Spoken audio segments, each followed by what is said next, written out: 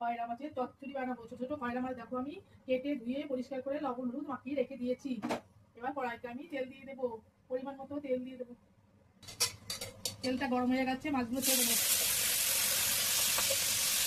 মাছগুলো আমি ভালো করে ভেজে দেবো। মাছগুলো ভাজা হয়ে গেছে, আমি তুলে নিচ্ছি। মাছগুলো লাল লাল করে ভেজে নিয়েছি। কড়াইতে আবার একটু তেল দিয়ে দেবো। মধ্যে 1 চামচ মতো কালো জিরা ফোড়নে দিয়ে দিলাম।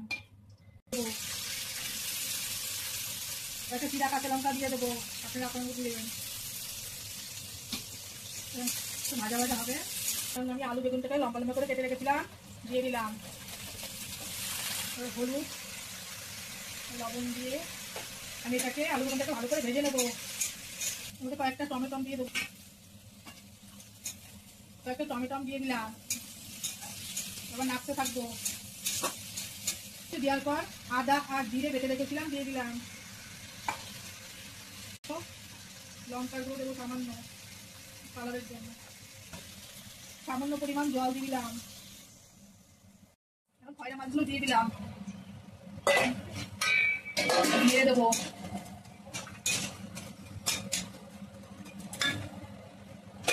এখন আমি ঢেকে দিলাম একটু সেদ্ধ। ঢাকনা খুলে রেখে নেবো।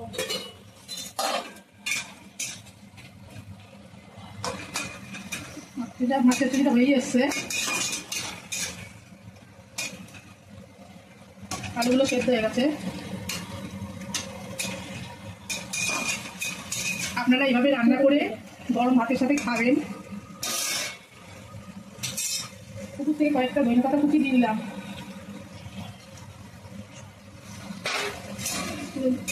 খেয়ে দেখবেন খুব ভালো লাগে মাছ চচ্চড়িটা। আমরা তো বড় বড় মাছ খাই, কিন্তু ছোট মাছ চচ্চড়ি খেতে খুবই ভালো লাগে।